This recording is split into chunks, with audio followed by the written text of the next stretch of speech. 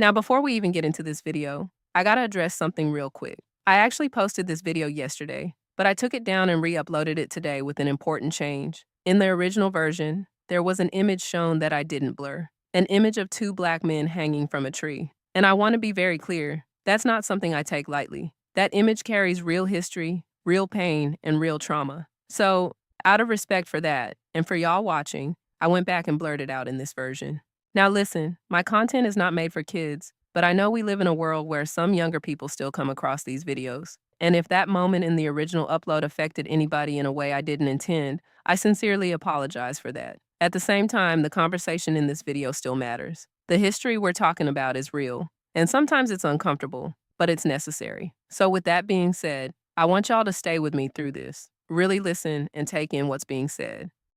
I just want white people to have a place to live. Like, Sure. there's no, the country's going to be minority white, and then a lot of people hate white people. Like, white people aren't like violent to that degree. The video centers on a disturbing part of American history. Lynching postcards and the way racial violence was once normalized and celebrated in parts of the United States.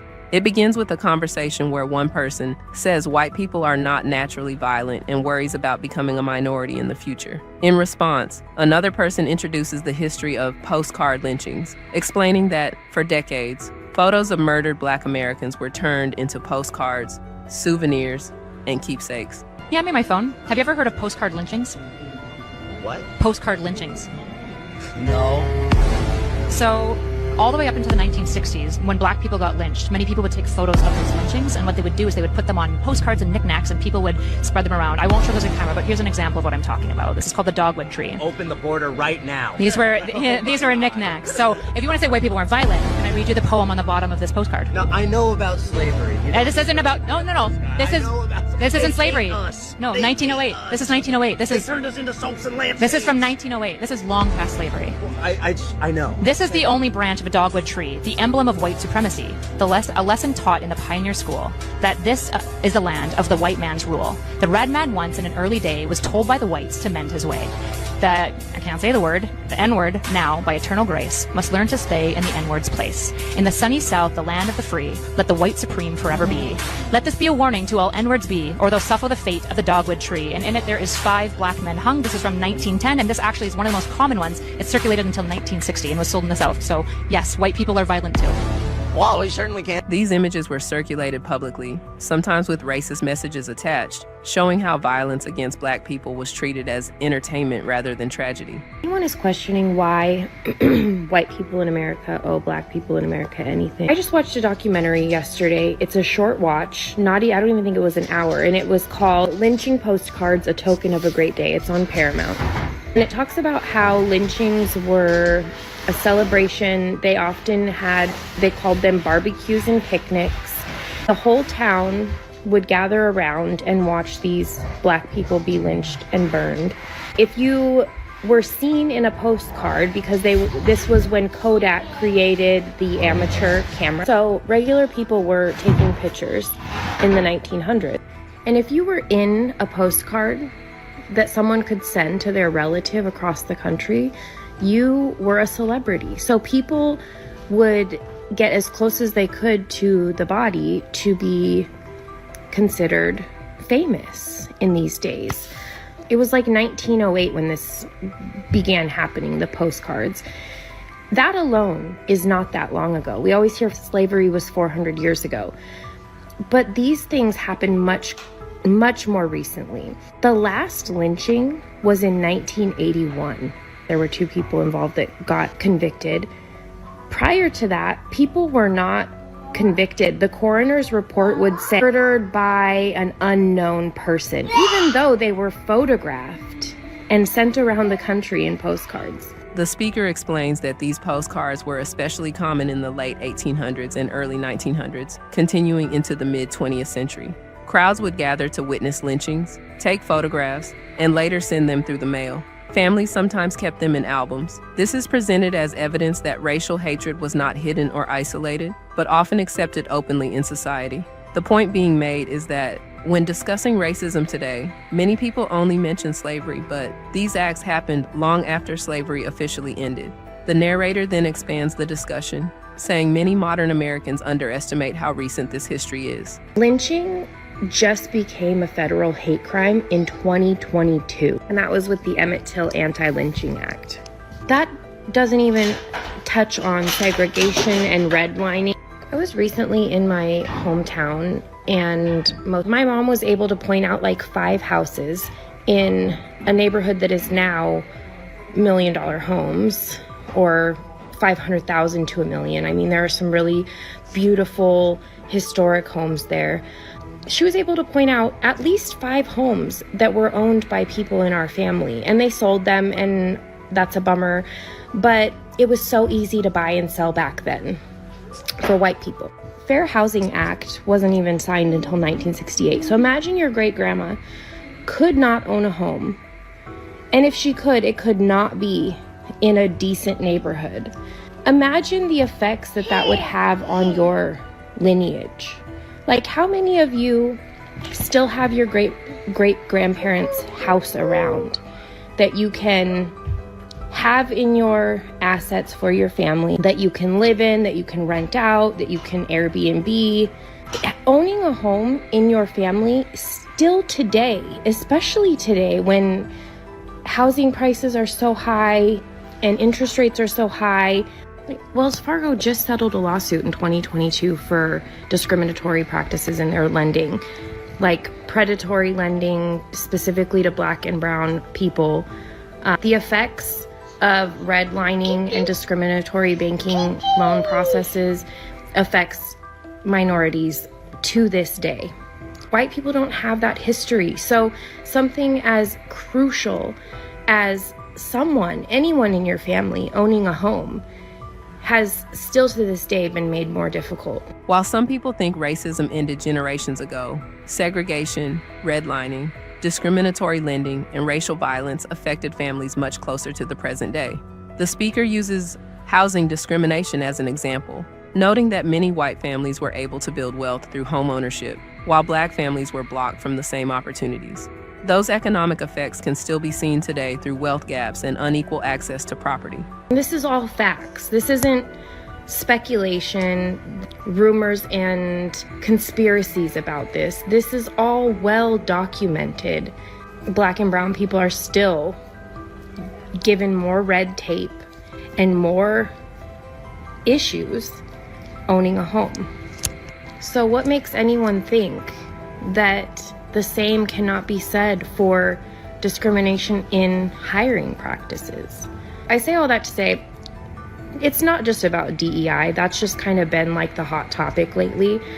As a white person, I'm kind of privy to some of these conversations amongst white people because, of course, white people are more comfortable talking about it with other white people. I have had to kind of explain these talking points to people who do feel that, like, I didn't do anything to Black people. This was hundreds and hundreds of years ago. Sometimes people just aren't educated and they think everyone has a fair shot because we live in a world now where slavery, good job, he's making elephant sounds. Slavery doesn't exist and segregation doesn't exist, and laws have been created to make these scenarios non-existent anymore. However, just because those laws were created, people have gotten more creative in how they discriminate. And so it may not be obvious, may be more discreet, unprovable, but our long, long history tells us that we don't really have the capability of having equality and equity in this country without people forcing it.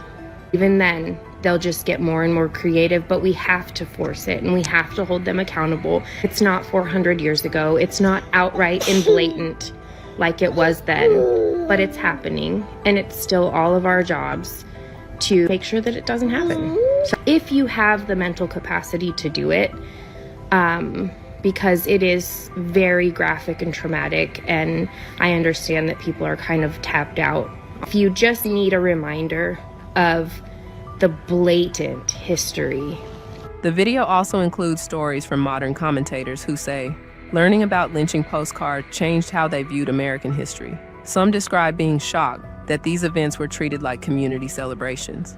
Crowds would gather after church, bring food, and watch public killings. Things that you didn't know that was racist, that is very racist. Let's talk about good old-fashioned picnics. And I bet y'all like, how is a picnic racist? So let's talk about it. So the word picnic actually comes from a French origin that basically is like a gathering where people come and bring a variety of different foods and drinks. But of course, in American history, there is a dark, sinister, and just disturbing meaning behind it.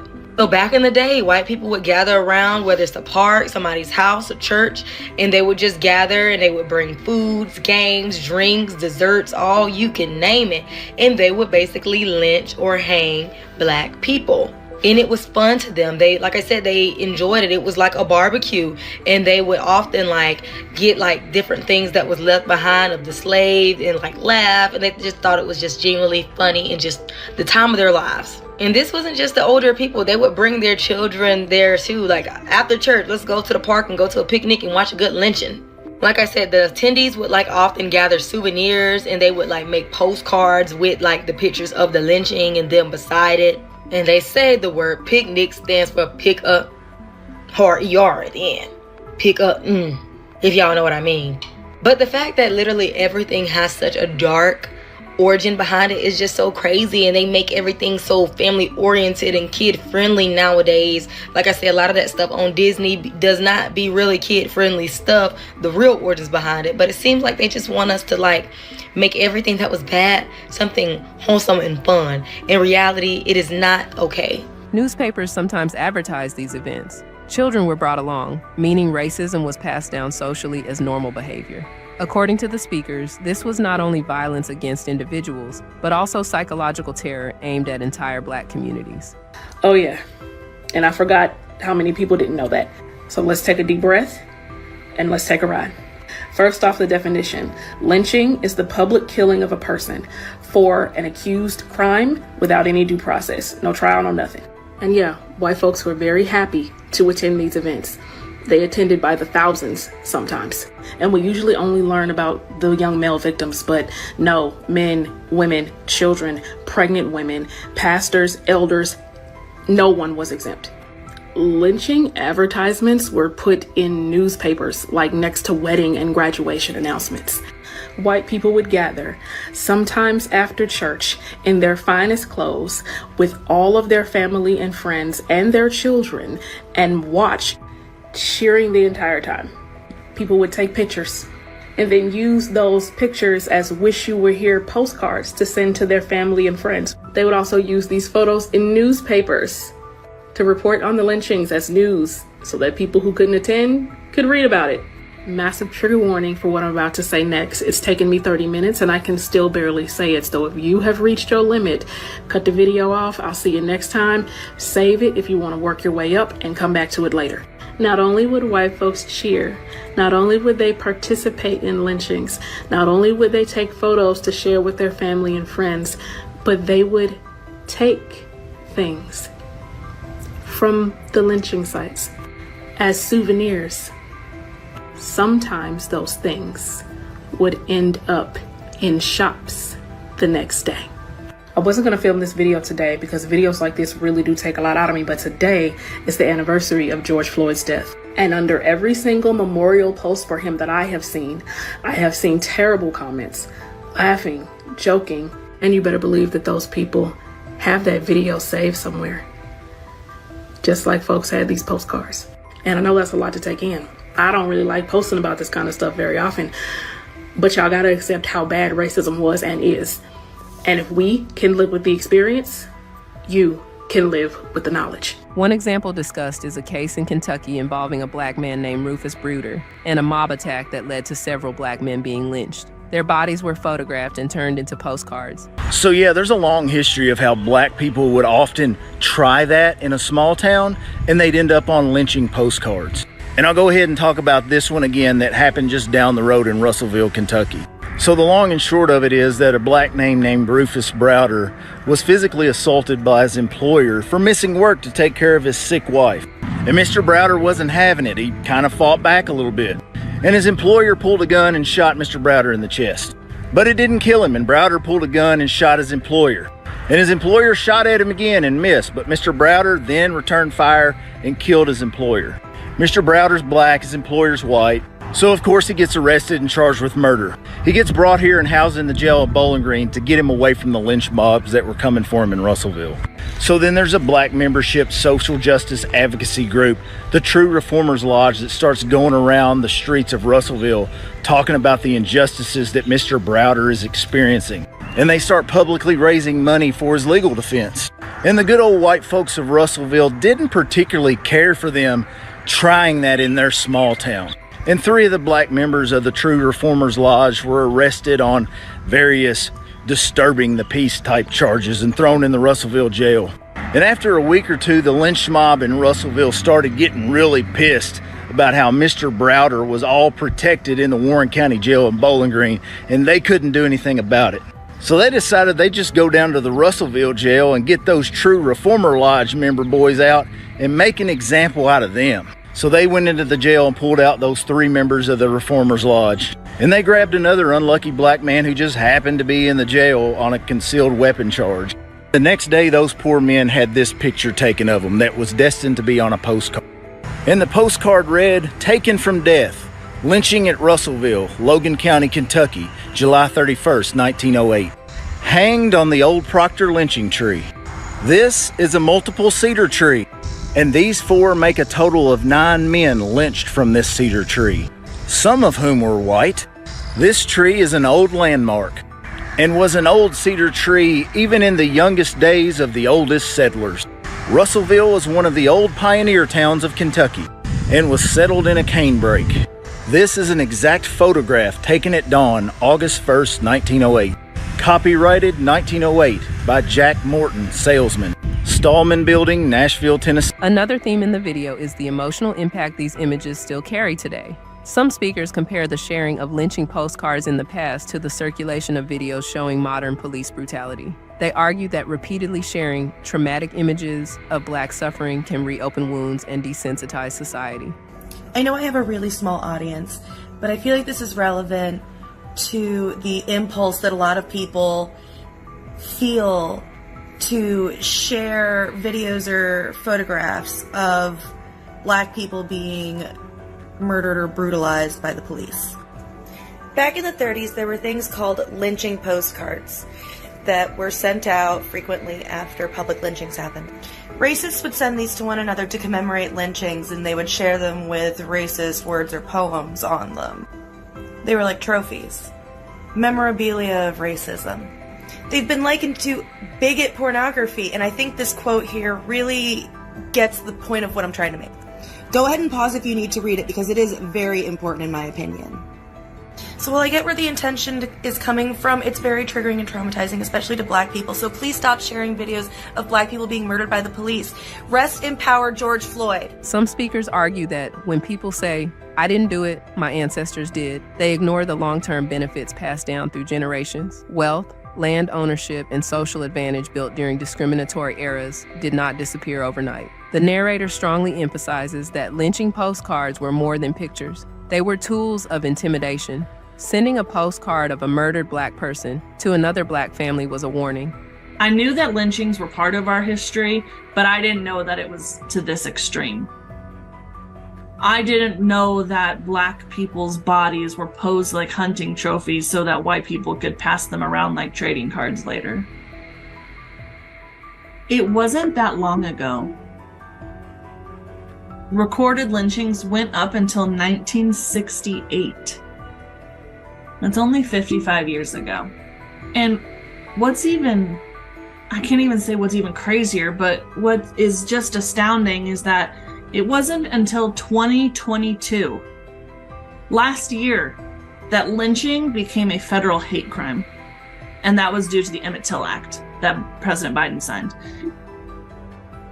2022 for lynching to be made a federal hate crime?